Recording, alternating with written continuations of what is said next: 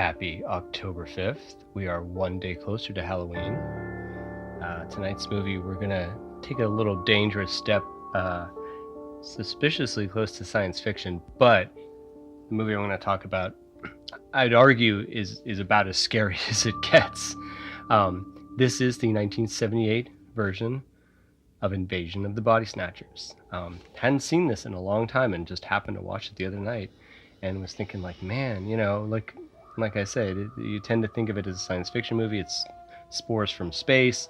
It's a remake of the 1950s version of Invasion of the Body Snatchers, which is obviously one of the, kind of critical sci-fi films of that era.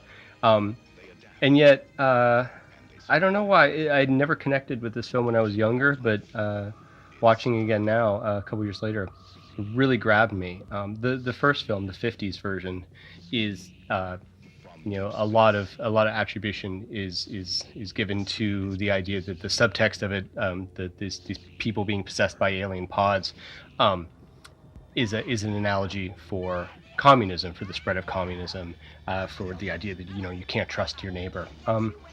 This one made about 20 years later. I find it interesting. I think it almost hinges on more on like a fear of like latent fascism.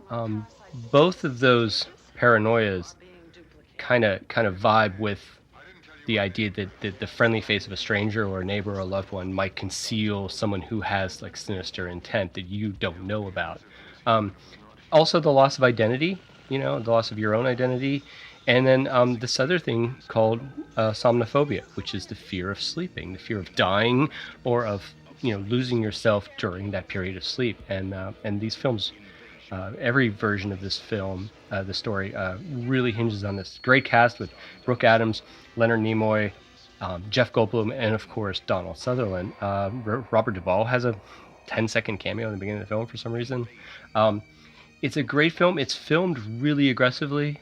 Philip Kaufman did this very avant-garde 70s, a lot of handheld, a lot of whip pans. He just took this Jack Finney story, screenplay by W.D. Reichter, and